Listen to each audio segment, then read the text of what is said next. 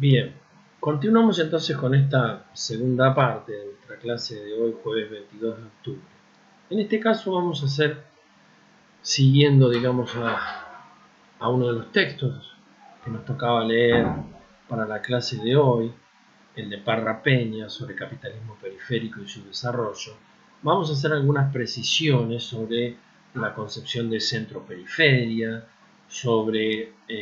la tendencia al deterioro de los términos de intercambio, que lo hemos mencionado en nuestra primera parte, y algunas cuestiones más que son nodales dentro de la concepción de la teoría cepalina. Decíamos entonces que la CEPAL partió en gran parte de la existencia de un sistema económico mundial compuesto básicamente por dos tipos de estructura diferentes en lo que se refiere al papel que cumplían dentro de ese sistema económico mundial, al desempeño que tenían y a los resultados que obtenían en relación a ese lugar y desempeño. En este sentido, entonces, se construye la idea de países centros, ¿sí?, que son a su vez los centros de subsistemas económicos que son su periferia.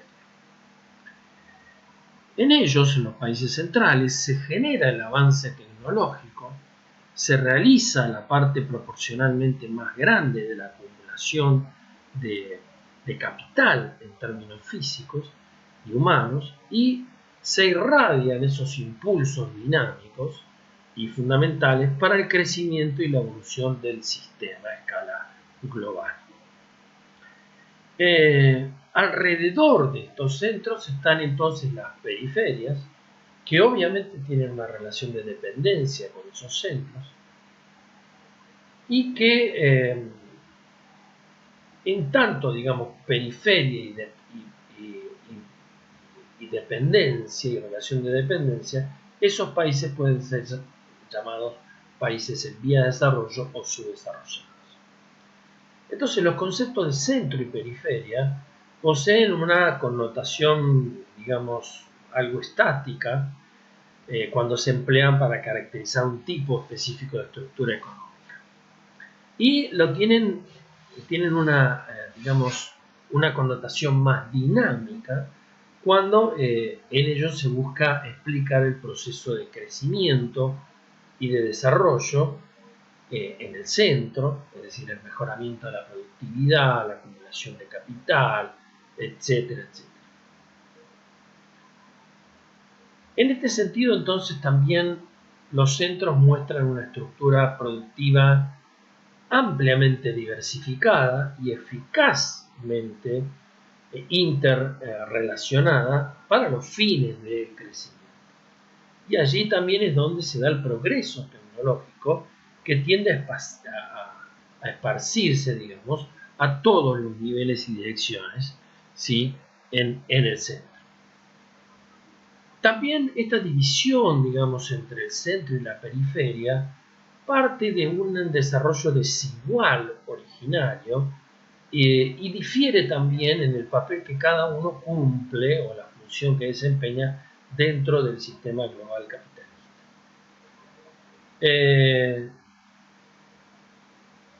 También es cierto que el desarrollo de las fuerzas productivas en los centros, digamos, van a acentuar esas desigualdades entre centro y periferia respecto del propio también desarrollo de las fuerzas productivas en la periferia. Esto también se manifiesta en, podríamos decir, atrasos o atrasos respecto del centro. La periferia está atrasada respecto del centro en términos estructurales, ¿sí? Y también en cuanto a todo lo que tiene que ver con medir, digamos, los índices de productividad, los incrementos absolutos y también los incrementos relativos en los ingresos reales, la capacidad de ahorro y de capitalización, de inversión, etc.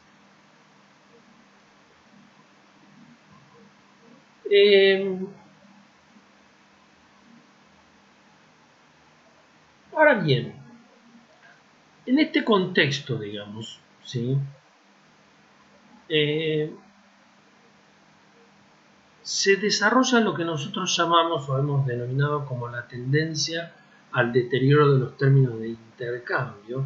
que muchas veces también se manifiesta en forma aguda en el estrangulamiento externo, la restricción externa de las economías, que no generan las divisas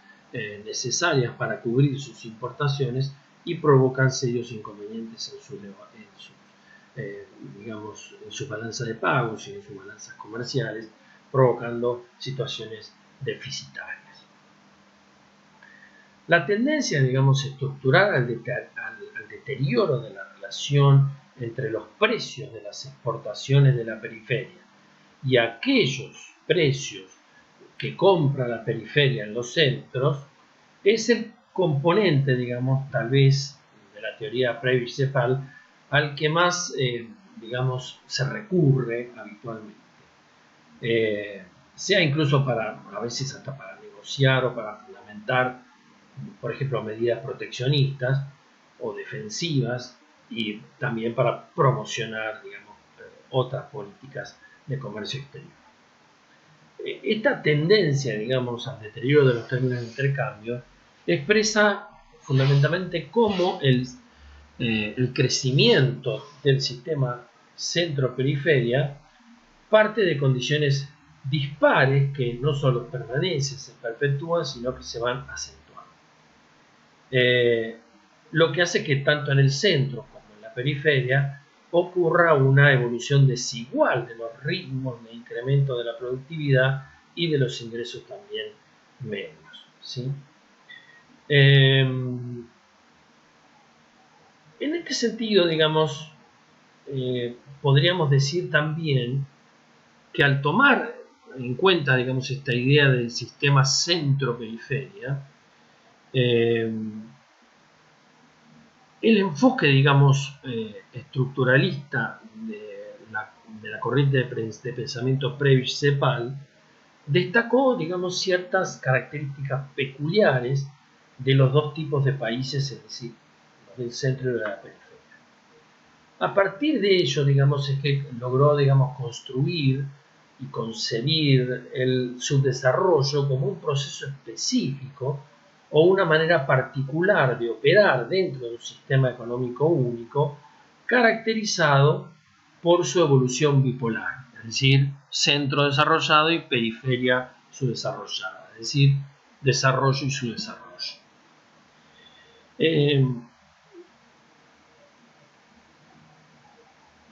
En cuanto a la teoría de Prebisch sobre el capitalismo periférico, digamos, en este sentido, con la publicación del ensayo Crítica al capitalismo periférico, Raúl Prebisch parece coincidir con otras expresiones, digamos, en torno a la economía política del crecimiento, respecto a que cuando un tema es importante y sustancial, se debe tratar aunque sea de manera inicialmente imperfecta. ¿Qué quiere decir esto? Bueno, que hay un esfuerzo analítico, digamos, que debe preservarse y que los planteamientos de Prebisch, aunque a veces sean inconsistentes o estén atravesadas por cierta, digamos, cuestión básica, muchas veces brillan y convencen por su armonía, por su propiedad y además también por el estilo, digamos, literario, digamos, propio de Raúl Prebisch. En este sentido, la teoría de Prebisch sobre el desarrollo periférico, recientemente, digamos, expuesta en la clase, incluye temas como el progreso técnico, la dependencia, la distribución del ingreso, la represión política y la democratización, ¿no? Y resalta las situaciones de desigualdad y desequilibrio e intenta descifrar también sus causas, los por qué, ¿sí? Para lo que, digamos, en muchos casos se adentra en el contenido de clase de esos conflictos y destaca los actores o sujetos sociales, en los papeles que cumplen, el tipo de relaciones que establecen y el posible desenlace o resultado de esos conflictos, ¿sí? Bien, en este contexto entonces, ¿cómo operaría, digamos, el capitalismo periférico? Luego de agrupar el conjunto social en 3 estratos según su riqueza y poder, los superiores, los intermedios y los inferiores, Prebisch destaca que el desarrollo económico tiende a excluir de sus frutos a los estratos inferiores y concentrarlos en beneficio de los superiores, ¿no? Es decir, la concentración de esa acumulación de capital en manos de los empresarios capitalistas. Y que también la imitación de los países periféricos, de los patrones de consumo, digamos, propios de los centros, en un intento por también modernizarse, ocurre muchas veces sin lo que sí se da en el centro, que es un proceso de acumulación y progreso técnico. Es decir, queremos imitar determinadas cosas que no están claramente dadas en términos estructurales, como son la acumulación de capital y el progreso técnico. Ahora bien, en los centros también es donde residiría una suerte de capitalismo innovador, y en la periferia un tipo de capitalismo que simplemente copia, imita, ¿sí? En el que las capas superiores y parte de las intermedias se apropian principalmente de los frutos de la mayor productividad. Y en este escenario, digamos, cuestión que nosotros ya habíamos destacado respecto de las críticas que la teoría de la dependencia le hace a la teoría cepalina, las empresas transnacionales exaltan la sociedad de consumo, se apoyan fundamentalmente en esa desigualdad distributiva y en la acción de los medios técnicos de comunicación y de difusión social, agudizando también las diferencias entre unos pocos que cada vez están mejor y los estratos inferiores que se debaten en la sociedad de algún tipo de infraconsumo, cuando muchas veces también de forma simultánea vemos que se desperdicia o se desaprovecha el potencial de acumulación de capital que trae consigo el avance técnico. Entonces, la idea de desarrollo también está muy vinculada a la idea de elevar la productividad. Y eso también está muy vinculado a la idea de producir cambios estructurales en su economía, alteraciones en las relaciones de producción y en la distribución de los ingresos, y fenómenos también sociales y políticos, todo de una manera interrelacionada, ¿sí? En la periferia, en cambio, se requiere de un mayor esfuerzo de acumulación de capital que en el centro. También en la periferia se necesita destinar para la inversión una proporción mayor del ingreso global para absorber productivamente la fuerza de trabajo, que además crece más rápido que en el centro, digamos, de ese sistema global, ¿sí?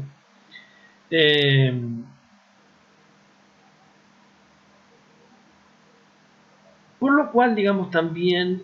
se hace evidente la ausencia de un mecanismo espontáneo, digamos, de ajuste, en el que la acumulación o de ajuste de la acumulación a las exigencias del crecimiento de la fuerza de trabajo y la productividad, configurándose lo que Prebisch llamó, digamos, la insuficiencia dinámica, que es un proceso de mala distribución, a su juicio, ¿no?, de la propiedad, del ingreso, el poder y la acumulación inadecuada. Ahora bien, cuando hablábamos de que el desarrollo estaba vinculado a los incrementos de la productividad, ¿sí?, ese mejoramiento de la productividad permite que haya también potencial de acumulación de capital, ¿sí? El ritmo y la composición de la inversión, digamos, configuran el contexto que le da sentido a la intensidad y la calidad de ese crecimiento, ¿sí? Por lo que la materialización de la acumulación, a su vez, conduce también a alzas de la productividad de la fuerza de trabajo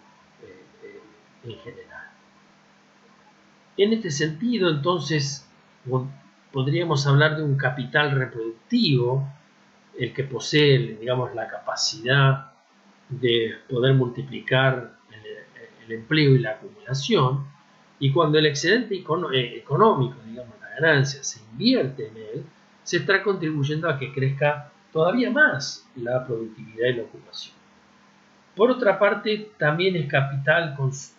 consultivo aquel que carece de influencia multiplicadora y cuya capacidad es solamente la de mejorar la eficiencia de los bienes para satisfacer los deseos del consumidor. Al reforzarse entonces la acumulación en capital reproductivo, se aumenta por consiguiente la productividad, el empleo, los ingresos, la demanda de bienes y servicios y por supuesto el excedente económico. Entonces podríamos decir que se mejora la eficacia económica del sistema y se consigue a la vez el incremento acelerado de la ocupación con también un aumento significativo del salario real que hará que también, digamos, eso se traducirá en un mejor estándar o calidad de vida. En el caso de los países periféricos, el consumismo favorece, digamos, prematuramente a ciertas formas innecesarias de ese capital consultivo, digamos, y no reproductivo que mencionábamos antes, ¿sí? El gobierno y muchas veces y las empresas y las personas invierten en este tipo de capital, lo que también afecta a la acumulación reproductiva y también a la eficacia social del sistema, y que también explica la condición de periferia. Y en la periferia también, al crecer la producción de bienes durables de consumo, cada vez más avanzados y complejos, se hace mayor también la densidad del capital consultivo en desmedro de la acumulación reproductiva, amén de que la diversificación de la demanda que causa la sociedad consumista contribuye a reforzar la tendencia al desequilibrio externo, es decir, a los problemas, digamos, de la balanza de pagos y de la balanza comercial. Entonces, en este sentido y en este contexto también se da, dentro de ese marco de las relaciones internacionales, lo que llamaríamos transferencias de excedente económico entre el centro y la periferia, ¿sí? Las empresas transnacionales, por ejemplo, complementan el esfuerzo interno de acumulación liberando excedente propio. Ello permite, por ejemplo, un mayor consumo privilegiado en la periferia. Las empresas transnacionales también, por ejemplo, son agentes activos en la introducción de nuevas tecnologías en la periferia, aunque prefieren usar innovaciones ya superadas, digamos,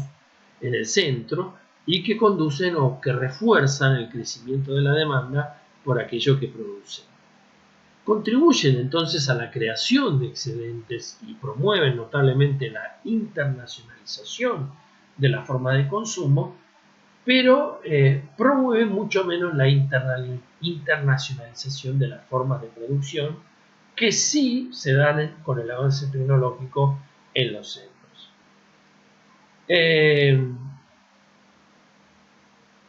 También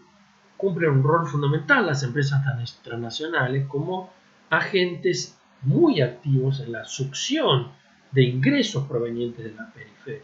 es decir, en la transferencia de la generación de riqueza de la periferia hacia el centro, ¿sí? Mientras en el centro el crecimiento implica, digamos, cambios tecnológicos y mejorías en los niveles de la productividad, con distribución de sus frutos y ventajas que alcanzan a toda la sociedad, a la periferia se le van traspasando los equipos que se tornan obsoletos. Los países periféricos, entonces, al pagar por la tecnología que reciben y con las remesas por utilidades, regalías, derechos de patentes y demás servicios del capital extranjero, transfieren porciones de su excedente económico hacia el centro, que hace de gran, digamos, aspiradora de esos recursos. Es decir, gran parte de la riqueza generada en la periferia se va hacia el centro, al mismo tiempo que en la propia periferia, digamos, los beneficios del crecimiento económico van a las manos de las minorías que reproducen el sistema de vida del centro y que controlan la propiedad y el manejo de los recursos productivos. ¿Sí? En este sentido, digamos, es muy importante dentro del contexto, digamos, además de su estudio, digamos, sobre el abordaje de la inflación, que ustedes lo pueden seguir en el texto de Parra y de Peña, también el abordaje que se hace sobre la inflación, sobre la ocupación y los salarios, lo que llamamos la puja distributiva o la pugna distributiva, etc. También es muy importante las contribuciones que en este sentido, digamos, ha hecho la CEPAL, por lo menos en ese contexto histórico de su producción y generación, en torno a, bueno, cómo encarar la transformación de ese capitalismo periférico.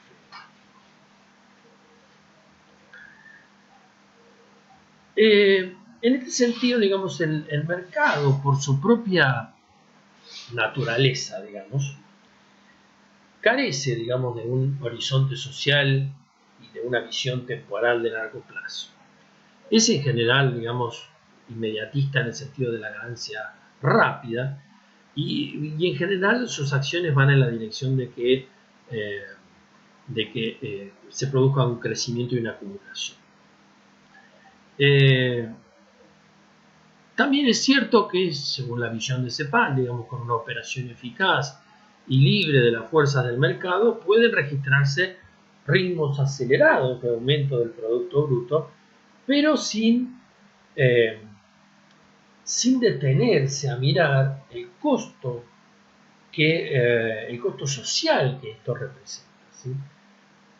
Por ejemplo, en muchos casos también el costo ambiental, por ejemplo, la destrucción de las reservas minerales, de los suelos, de los bosques, de los ríos y los digamos, perjuicios que se le provocan, por ejemplo, al medio ambiente con la contaminación. En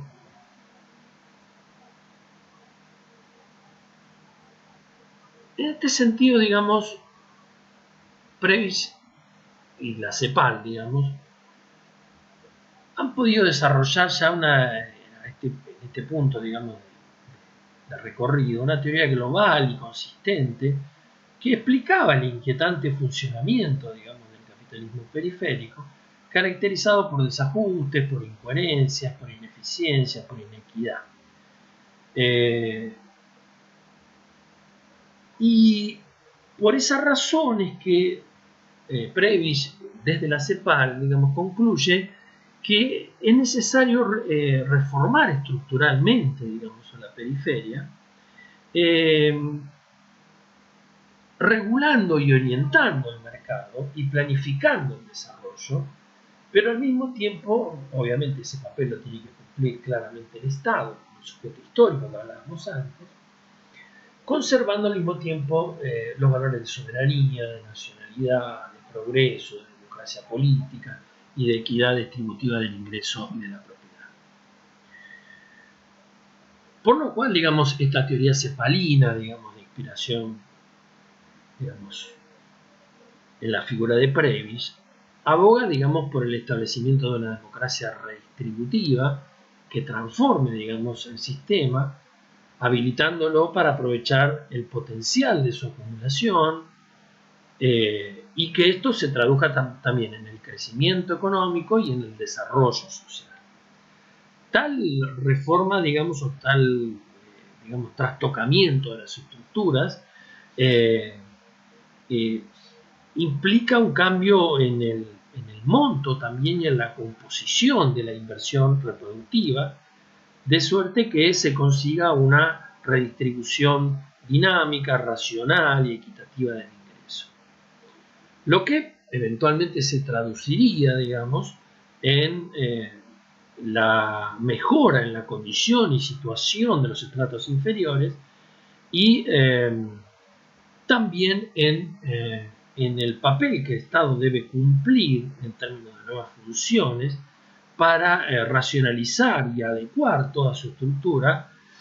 a favor de esos intereses desprotegidos y en desventaja. Por lo cual, bueno, obviamente estaríamos hablando de un crecimiento económico que se traduzca en términos de desarrollo con justicia social y con avance democrático, ¿sí? Entonces, en este sentido, digamos,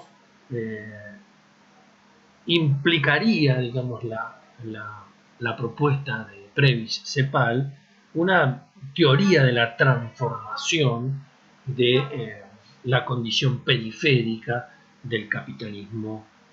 latinoamericano. Bien, bueno, llegados a este punto, ¿sí? Hemos hecho entonces un primer recorrido, digamos, general y global muy interesante, tanto por la teoría del desarrollo como también por la teoría de la dependencia, y nos restaría, digamos, también hacer algunas diferenciaciones, porque estamos utilizando algunos conceptos o términos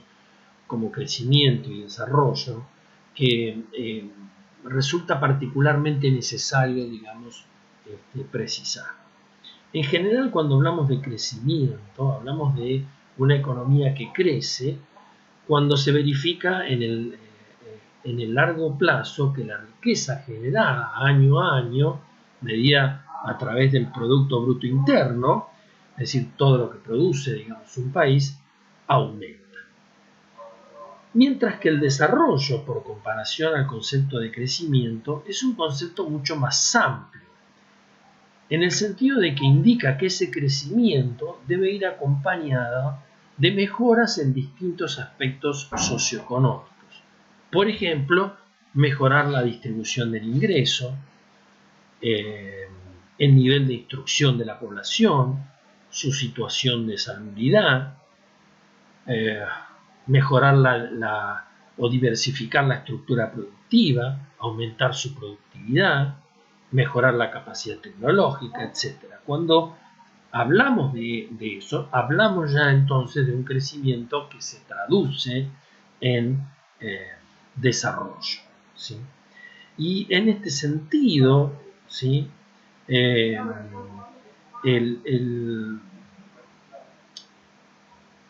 Hay una visión dominante del desarrollo como conocimiento que entiende que el crecimiento conduce al desarrollo y en este sentido prácticamente iguala a crecimiento y desarrollo. Y en este contexto entonces su desarrollo sería una etapa necesaria por la que deben pasar todos los países que se desarrollan. En este sentido entonces el desarrollo es una suerte de continuum y el subdesarrollo una etapa inferior de este, ¿sí? Superable por todos los países si logran generar las condiciones adecuadas para ese efecto, que son, por ejemplo, básicamente la modernización de las condiciones económicas, sociales, institucionales y ideológicas, y el acercamiento a los patrones vigentes de acumulación en los países capitalistas centrales. En este sentido también el propio proceso de acumulación impulsa el pasaje por sucesivas etapas donde el capital extranjero juega un papel muy importante. Ahora bien, ¿cuáles serían, digamos, las características estructurales para la visión, digamos, estructuralista, valga la redundancia, cepalina sobre Latinoamérica? En primer lugar, que hay asimetrías de poder entre los centros capitalistas y las periferias. También la falta de un sistema productivo en la periferia, la incapacidad de financiar en la periferia su propia industrialización, el deterioro de los términos de intercambio, y esto determinado fundamentalmente en la forma en la que estas periferias se insertaron bajo esa condición de periferias en el sistema capitalista económico global, como exportadores de materias primas. También una de las características estructurales de las periferias es su conexión con el resto del mundo a través de enclaves, los desequilibrios estructurales en la balanza de pago, lo que llamamos los estrangulamientos externos, las restricciones externas, la concentración del ingreso, los patrones de consumo suntuario, la desarticulación regional y la heterogeneidad social. Y en este sentido también, digamos, podríamos decir que la idea del intercambio desigual proviene de la concepción en torno a la cual el intercambio será desigual independientemente del tipo de producto que la periferia exporte. Entonces, lo relevante no sería el producto exportado, sino cómo se remunera el trabajo de la periferia. En este sentido, la clave del intercambio desigual son las tasas de plusvalía diferentes. La igualación de tasas de ganancia genera que los países centrales se apropien de esa plusvalía extra generada en la periferia. Bien, entonces, en este sentido, ¿sí? Podemos, digamos, enmarcar la teoría, digamos, cepalina, prohijada, digamos, fundamentalmente por la influencia de Prebisch. También hemos visto, digamos, y hemos desarrollado en la primera parte de la clase lo que se conoció como una nueva oleada crítica intelectual vinculada a la teoría de la dependencia. Y allí podemos destacar algunos de los posicionamientos, digamos, fundamentales de, por ejemplo, de algunos de sus digamos, intelectuales más sobresalientes. Por ejemplo, en el caso de Cardoso y Faleto, quienes estudian las conexiones entre el sistema económico y la organización social y política de las sociedades subdesarrolladas. La dependencia es un tipo específico, entonces, de relación entre las clases y grupos que implica una situación de dominio que conlleva estructuralmente la vinculación con el exterior. Para el caso de Dos Santos, el análisis de las contradicciones a que da lugar la nueva fase de la dependencia y que ponen en tela de juicio para el autor, en total confrontación con Cardoso, su viabilidad económica, política y social. Para Gunder Frank, quien sostiene que en América Latina no ha habido relaciones precapitalistas, ya que desde un comienzo las diversas formas de producción han estado insertas en el mercado mundial capitalista y subordinadas a su dinámica que genera desarrollo y subdesarrollo, es decir, las contradicciones entre la metrópoli y los satélites o entre el centro y la periferia. Y para Rui Mauro Marini, el hecho de que en el siglo XVI, digamos, América Latina se integre, por ejemplo, a través del comercio, en la dinámica del capitalismo naciente como productora de materias primas, con una economía como Inglaterra, que estaba desarrollando su industria, implicaría que América Latina pase a articularse en el mundo en función de los nuevos requerimientos de la potencia inglesa y se profundice la exportación de bienes primarios a cambio de manufacturas de consumo y por supuesto también deuda, ¿no? Bien, entonces en este sentido podremos digamos cerrar esta visión, digamos, de la teoría cepalina, llegando a algunas conclusiones. Bueno, la Comisión Económica para América Latina atiende entonces de manera prioritaria a los temas relativos al ahorro, la inversión, el crecimiento económico, el desarrollo social, entre otros.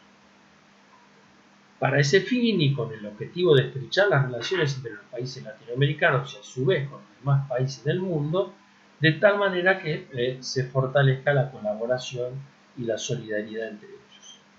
Una de las tareas más influyentes del pensamiento económico latinoamericano fue y es sin duda la llamada también teoría de la dependencia, la cual explica el desarrollo económico y modelo que surgió en los 60 y fue impulsado por el propio economista Raúl Prebisch y la CEPAL, que inicialmente se dirigieron al entorno latinoamericano. Según la CEPAL, el impulso industrial solo podía provenir de una modalidad de crecimiento que tenía como base la ampliación del mercado interno, y para lograrlo se trataba de definir una estrategia económica de industrialización por sustitución de importaciones capaz de superar lo que los economistas de la CEPAL llamaban insuficiencia dinámica del desarrollo latinoamericano. Y en particular, la propuesta de la CEPAL, al efecto de las barreras de entrada y el tamaño de la empresa en la competencia entre empresas transnacionales y locales, son claras precursoras de las formulaciones teóricas más formales de la actualidad en torno al papel que tienen precisamente las transnacionales, reforzando, digamos, esa relación de dependencia. Bien, bueno, creo que podríamos terminar, digamos, en este punto con la segunda parte, digamos, de la clase. Vamos a hacer una tercera parte más, un pequeño cierre, sobre todo sobre la teoría de la dependencia y allí también vamos a hacer una invitación a que hagan esta lectura de los textos y a la reflexión de los mismos.